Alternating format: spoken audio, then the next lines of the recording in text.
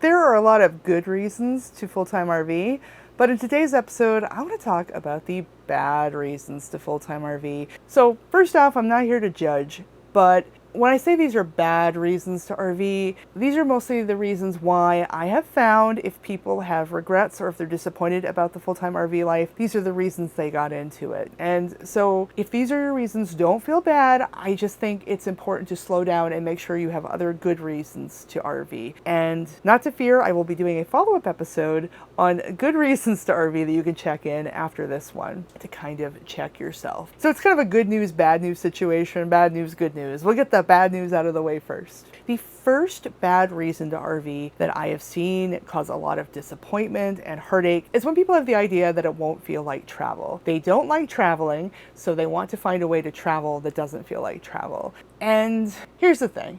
I think RVing is probably the best way to travel. It is really fun. It's really comfortable in ways that are hard to articulate. Even for us, we've been traveling while working full time and we've managed to balance that. But at the end of the day, it is still travel. And if you don't like being inconvenienced or dealing with people or cultures that are different than you, then it can be really, really stressful to travel full time in an RV because you're going to meet all sorts of people, you're going to go all sorts of places, and they're going to do things that are different than what you're used to. And you're still going to have inconveniences. You're going to have the normal things that happen with travel. Maybe somebody messed up your reservation or you can't find what you want at the local store. Like, these are just going to be normal things. And if you can't handle that, then it's a bad reason. It's a bad reason. I will say that it is a lot more comfy than airplane travel. The seats are a lot bigger and it sure beats having to check in and out of hotels. You have your stuff with you. But at the end of the day, it is still travel and it has some of the same features, so you need to be realistic about that. The second bad reason to full-time RV is that you're going to save money and do so comfortably.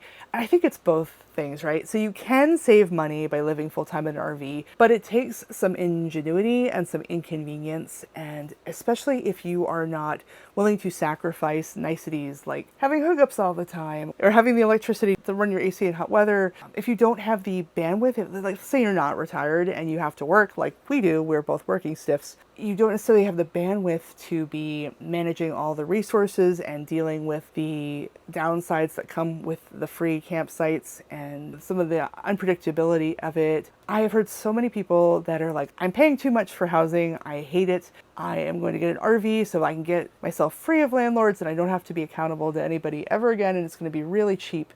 And then they're like, oh gosh, they're running me out of the Walmart. The RV parks are booked. The RV parks cost money. Went to BLM land, but it was really hard to get out there. It was hard on my rig, and I felt sketched out by the people that were out there. I've heard all sorts of things where people have been like, you can save money with RVing. Some people are very good at that, and more power to you. But it is not a simple, straightforward thing, and there's a lot of learning and knowledge and experience on the way there.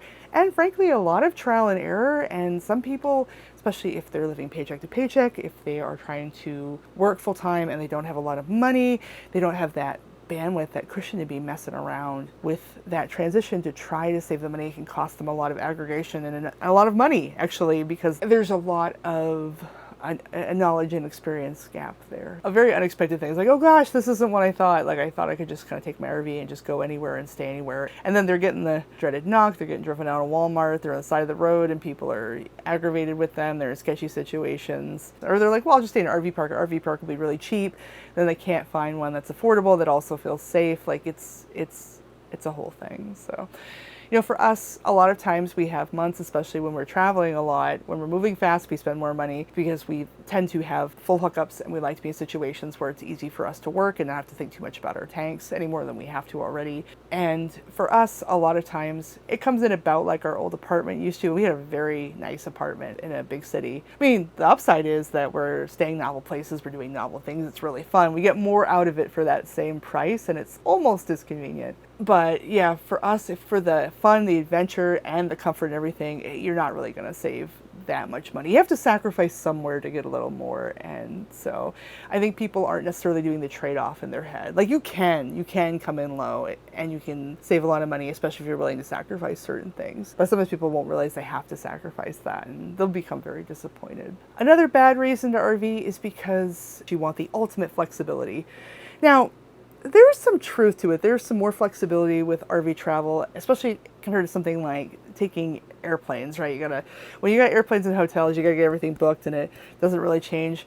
But again, if you're looking for knowing where you're going to be and having a place to stay, depending on the size of your rig too, right? We're at 32 feet, we're kind of a mid-size rig. If you have a smaller rig, you could probably be a lot more flexible. People who are 40, 45 feet long, it's really hard. They have to book what they're doing, especially if they want hookups. You can't necessarily just stay anywhere. You can sometimes get same day campsites. You might not have full hookups and places aren't guaranteed to have them. There was a time when RVing wasn't as popular. There was more availability. There were more vacancies. Ever since it got really popular in 2020, campsites have been a lot more booked and people have reported that places that didn't need reservations before suddenly do. And it's a lot harder just to show up someplace and get a spot. Now, it's not impossible and people can do it. And again, it sort of depends on your rig and what you really want or need out of your campsite. But especially if you want to stay in a place for any length of time, you really have to book ahead. Like that's the thing. We found that it's pretty easy to find, a night, 2 nights, up to a week last minute. But if you want to stay any longer than that, especially if you want to go somewhere popular, we're always booking out and booking ahead. And that's fine for us. Before we had a mortgage, right? So that's very, very much a commitment. We had to sell the house to get out of that. And then after the mortgage, when we were in Dallas for 4 years, when Justin relocated down there, we had a lease and it was 12 months in the future we were committed to that. So we typically have to think 2 months ahead on where we're going to be, unless it's someplace really, really special. Like when we went to Disney World, we booked that a year ahead when we stayed for 2 weeks in Disney World. And anytime we're near like a big national park, we usually have to book that out, especially during peak season. But for the most part, for most areas, we usually have to think out, 2 or 3 months ahead to know where we're going. And for us, that's not bad. That's a lot better than a 12-month lease and then having to be stuck there and only think about it when it's coming up and have to make big decisions. So we're actually enjoying that flexibility because we're looking at potentially getting a house or land here soon. And so it's nice knowing when we're shopping for real estate, if we are closing, we find something, we just let the RV park know that we're at, that we've made arrangements, they're working with us, they know what we're doing, and so that's pretty cool. But that's flexibility versus an apartment, which we've loved. But if you want the ultimate flexibility, that can be tough. I mean, if you're in a van and you're stealth camping a lot, or if you're in something small, that can be a thing, especially if you want a boondock. But if you want like a larger RV or something that's more comfortable and you want the hookups, you're gonna have to sacrifice something. And people don't often do that math in their head. Again, that's kind of what this is about. And the final bad reason to full-time RV is because it is your dream. I know this is really disappointing. I know a lot of people get into this because they dream of doing this their whole life. Now, I don't think that if living full-time in an RV is your dream, that you shouldn't do it. I don't think it's like a deal breaker, but I do think it can make it very easy for you to gloss over other aspects of it, for you to imagine something idyllic that isn't the case, and then to be very disappointed when you get into it. So for us, we never really even considered doing this until we realized it made sense. It wasn't our dream for us. We, at the time, were both working remote. Justin had been working in Dallas for a local firm and then gotten a remote gig for a place in Colorado. And his career had been trending more remote anyway. I had been remote for several years. I work for myself. I have my own business. I've been doing that for 7 years now.